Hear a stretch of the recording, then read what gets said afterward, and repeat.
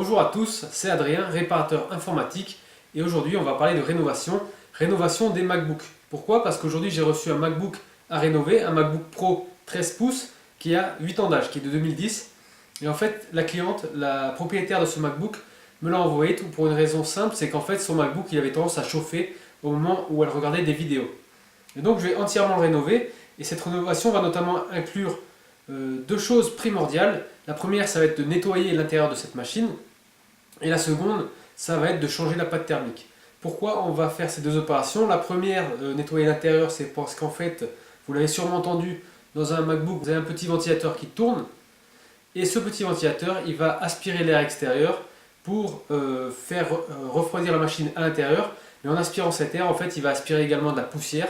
Et cette poussière va avoir tendance à s'accumuler à l'intérieur de la machine. Et donc le refroidissement, la circulation d'air se fera de façon moins efficace. Donc on va enlever cette poussière. Et la deuxième chose qu'on va faire, c'est qu'on va changer la pâte thermique. Pourquoi? Parce qu'en fait la pâte thermique c'est un élément, j'en ai ici, vous voyez, donc c'est une pâte de couleur grisâtre. Et cette pâte en fait, elle a tendance à mal vieillir. Donc au bout d'un moment il faut la changer. Donc on va voir ensemble les gars, maintenant en détail à quoi elle sert vraiment cette pâte thermique. Et pour ceci, je vais vous montrer cet élément. Alors là j'ai une carte mère de MacBook Pro 13 pouces.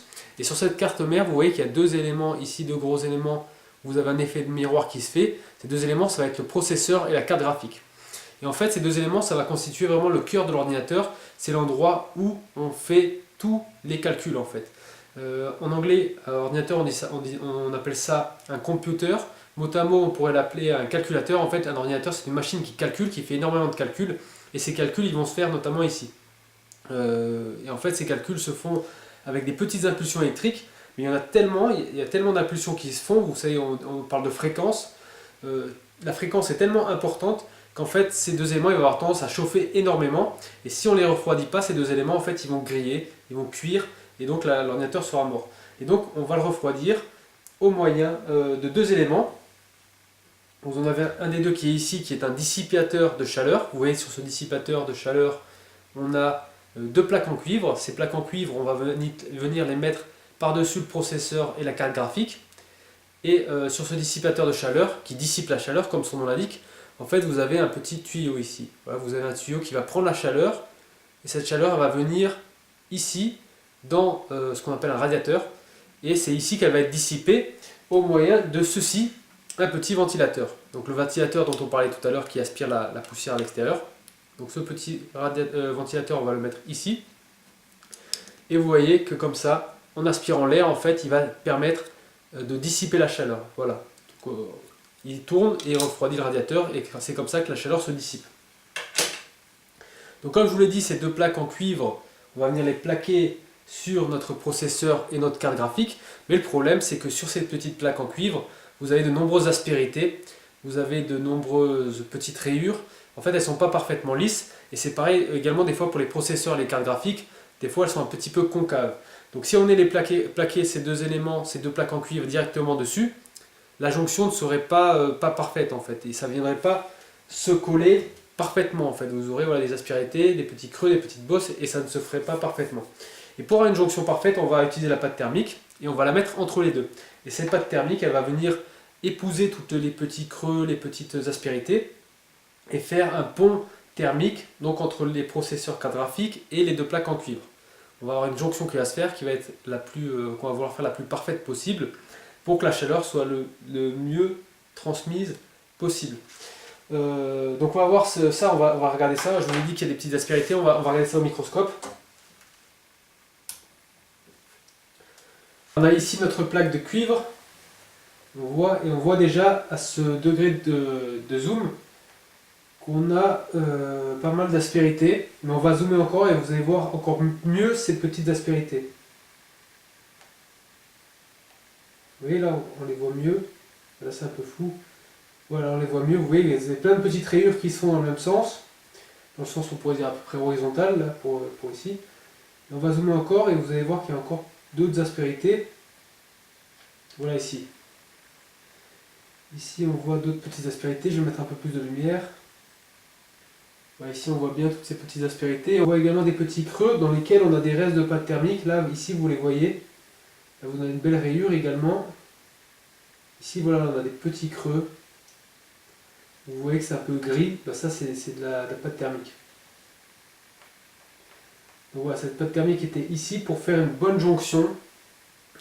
Donc là, on a vu au microscope toutes ces aspérités, mais ce que je vous propose, c'est également, voilà, je vais démonter le MacBook dont je vous ai parlé tout à l'heure, le MacBook Pro 13 pouces, et on va voir qu'il y a 8 ans, et donc on va voir au bout de 8 ans à quoi ressemble la pâte thermique.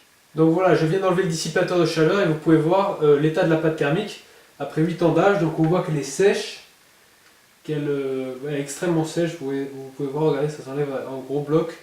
Alors normalement elle devrait être fluide, crémeuse. Là, elle est beaucoup trop sèche. Et donc le problème c'est que ça ne va pas faire un pont thermique optimal. Normalement elle doit être très fluide. Plus elle est fluide, plus le pont thermique est efficace.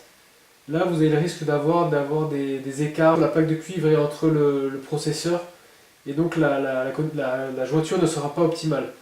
Donc voilà, là, ça va lui faire du bien à cet ordinateur qu'on lui change sa pâte thermique qui est beaucoup trop vieille. Et encore une fois, c'est pas une pâte thermique qui est de très bonne qualité. C'est mieux de mettre de la Noctua ou une autre marque. Donc là, je vais la nettoyer un petit peu. On enlève les gros bouts. Ce que je fais, j'enlève tout ça. Et ensuite, on va venir avec un coton-tige tout enlever. Donc je prends un coton-tige imbibé d'alcool et je vais venir la nettoyer pour enlever toutes les saletés.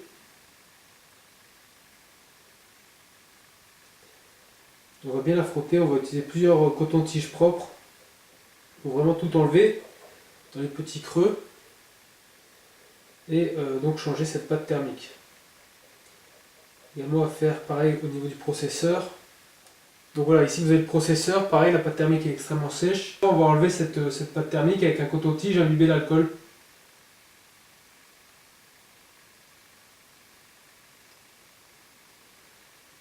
Voilà.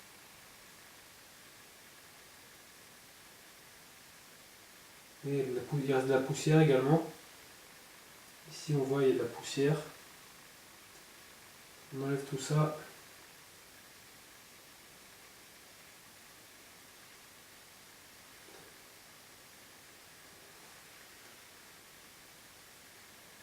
Bien nettoyer ce processeur pour qu'il refroidisse de façon optimale et ça va redonner une nouvelle jeunesse à ce MacBook qui va beaucoup moins chauffer.